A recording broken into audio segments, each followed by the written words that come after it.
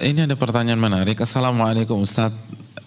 Waalaikumsalam warahmatullahi wabarakatuh. Semoga Allah memberkahi Ustadz dan kaum muslimin semuanya. Amin wa iyyakum. Semoga Allah memberkahi yang bertanya dan kita semua. Ana mau bertanya Ustadz, bagaimana cara membuat hati kita ikhlas kepada kesalahan yang diperbuat saudara kita terhadap kita yang merasa disakiti? Syukron Ustadz.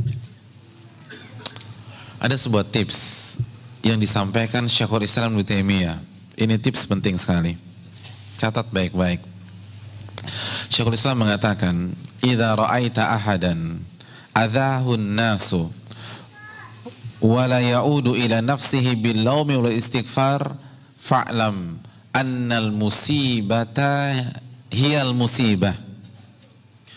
Apabila Anda melihat seseorang disakiti oleh manusia, dicela, dicaci, dimaki, digibahi, difitnah, mungkin ada kontak fisik, lalu dia tidak mengembalikannya kepada dirinya sendiri, dia tidak mengembalikannya kepada dosanya, kepada kesalahannya, dan dia tidak beristighfar kepada Allah, maka camkan bahwa itulah musibah yang sejati. Karena Allah berfirman, "Wa ma asabakum min musibatin fabima kasabat aydikum wa ya'fu an katsir." Surat Asy-Syura ayat 30. Dan apapun yang menimpa kalian itu disebabkan apa? Dosa-dosa kalian. Dan itu pun Allah sudah maafkan banyaknya kesalahan kalian. Jadi hadirin sekalian, ketika kita disakiti orang, ditipu orang, difitnah orang, digibai orang, itu pasti ada peran dosa. Maka ketika kita menghadapi kondisi-kondisi demikian, introspeksi diri,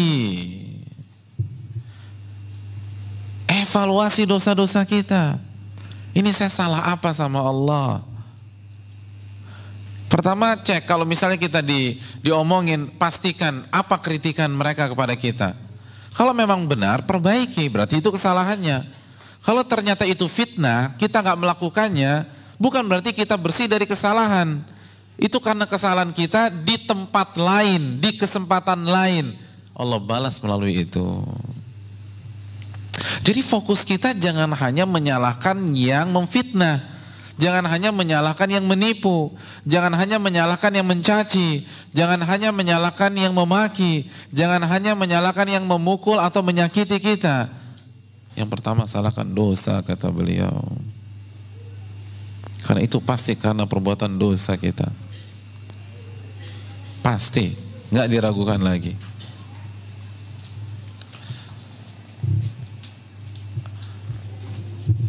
Jadi kalau kita tahu penyebab kesalahannya siapa? Kita. Maka kita nggak akan terlalu ngotot sama orang. Walaupun secara kasat mata dalam kasus ini dia yang salah. Iya nggak sih? Kalau la qadarallah kita nabrak bemper mobil orang, kira-kira kita ngotot nggak? Enggak, orang kita yang salah. Saat kita merasa bersalah, kita nggak akan ngotot. Kita nggak akan terlalu sakit hati. Oleh karena itu, camkan baik-baik. Kalau kita disakiti oleh manusia, itu disebabkan apa? Dosa siapa?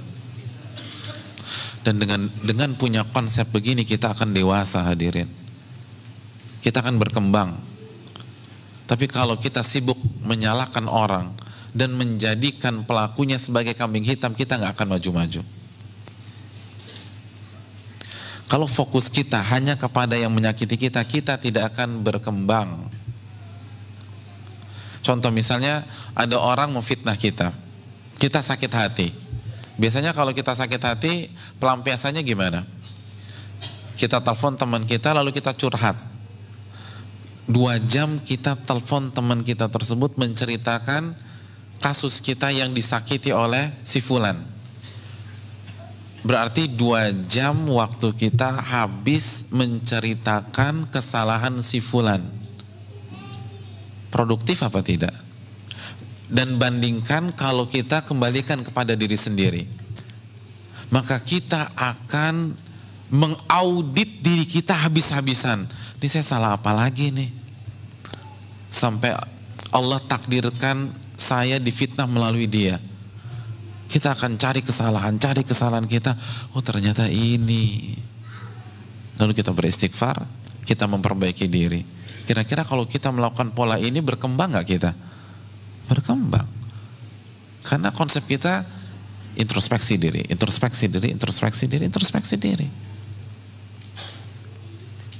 Makanya kan ketika kita membaca Sayyidul Istighfar, apa yang kita baca? Abu'u laka bini'matika alayya wa abu'u, udah itu aja. Kata Syekh Abdul Razak bin Abdul Muhsin Al-Abbad, konsep muslim itu dua, akui nikmat Allah dan akui kesalahan kita. Abu'u laka bini'matika alayya, aku akui seluruh nikmat-nikmat ini itu darimu ya Allah. Jadi seluruh fasilitas dunia, seluruh kenyamanan, ketentraman, harta, keluarga itu semua dari siapa? Dari Allah. Lalu apa yang kita alami, masalah yang kita hadapi, itu disebabkan abu'u laka bini'matika alayya wa abu'u bidzanbi. Itu karena dosa. Jadi kita hidup konsepnya dengan mengakui nikmat Allah, lalu kita bersyukur, dan kita mengakui kesalahan kita, lalu kita beristighfar. Saya ingin tanya, dari konsep ini ada pihak ketiga nggak? Ada pihak ketiga nggak? Nggak ada. Nggak ada pihak ketiga. Itu konsep yang diajarkan dalam Sayyidul Istighfar. Nikmat dosa saya, begitu aja udah. Dan kita akan maju. Ustaz enak banget dong yang nyakitin kita kalau begitu. Hadirin, azab Allah untuk dia lebih pedih daripada pembalasan kita untuk dia.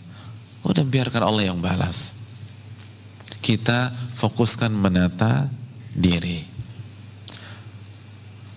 Itu baru satu konsep loh, belum konsep yang lain. Kalau kita disakiti itu investasi akhirat. Dosa diampunkan, derajat ditinggikan, dan dia akan transfer pahalanya ke kita. Ustadz kayaknya dia nggak punya pahala, ya udah kita yang transfer dosa kita ke dia, selesai.